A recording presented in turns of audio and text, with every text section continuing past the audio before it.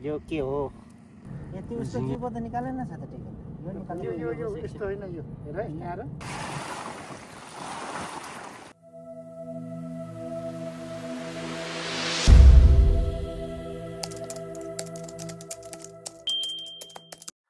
Hello everyone welcome back to my YouTube channel. फेरि पनि तपाईँहरूमा आज मैले फिसिङ भिडियो लिएर आएको छु। आज चाहिँ अब खासमा अब माछा चाहिँ पर्छ कति पर्छ पर्दैन त्यो थाहा छैन, तर माछा मार्न चाहिँ हामी आएको छौँ। हामी जम्मा 3 जना छौँ। अब भिडियो हेर्दै गर्नु होला अन्तिमसम्म स्किप नगरी, र भिडियो हेरिसकेपछि लाइक कमेन्ट सेयर पनि गरिदिनु होला, र यदि मेरो च्यानलमा नयाँ हुनुहुन्छ भने सब्सक्राइब पनि गरिदिनु होला। भन्दै कि ढिलो नगरी हामी चाहिँ अब हाम्रो कामतिर लाग्नेछौँ। A few moments later. माछा मार्न अर्को माछालाई ओट्यो खाना बनाएर यसरी केलाउनु पर्छ। झिङ्गे माछा त्यसलाई भन्छ झिङ्गे माछा। यो माछाले माछा नै मार्ने हो। यो 1 केजी माछाले 10 केजी माछा लाने पलान छ। त्यसलाई सँगै राखेपछि चाहिँ यो चिसो भइरहन्छ होइन त्यसले एक्स्ट्रा यो भयो कि यो फाल्ने है यो यति फाल्ने ओके यो नराख्ने त्यही त पुछारो यो पुछार होइन हेर त यहाँ रे खोलिसकेन के यहाँ रे यस्तो हुन्छ। अनि यो भुटान नराख्ने यसलाई चाहिँ टक्कै यसरी सिङ्गल राख्ने ल यो नौकाकै त्यो चाहिँ उकाइसम्म धेरै भिजाएको छ यहाँलाई खानु। यो फेरि यस्तो मिठो हुन्छ यो माछा।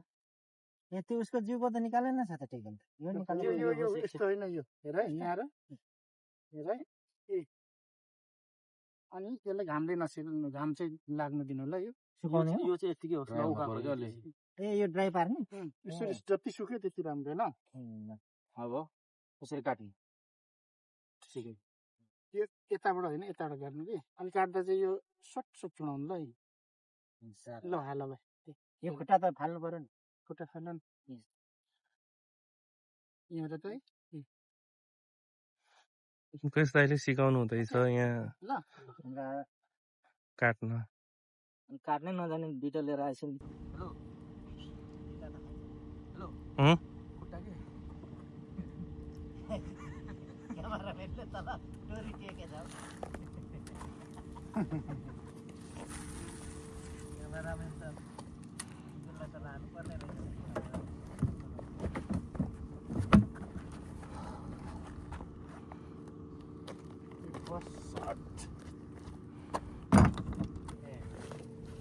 बाम आयो भने त लान्छ नि।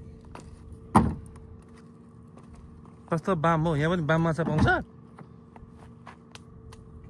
हाम्रो सुरु भयो, हाम्रो स्टार्टिङ हो। अब केही समय चाहिँ कुर्नुपर्छ। त्यस कुरिसकेपछि पर्न थालेपछि चाहिँ पर्छ अरे त्यहाँदेखि त्यसो भन्दै हुन्छ।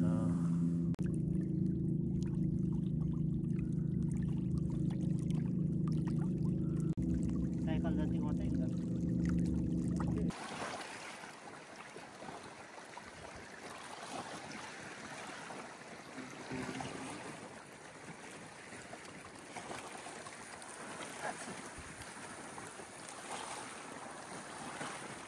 सायद त्यो बिहानै जाल हानेको थियो जस्तो लाग्यो। त्यो कारणले गर्दाखेरि चाहिँ माछाहरू अलिकति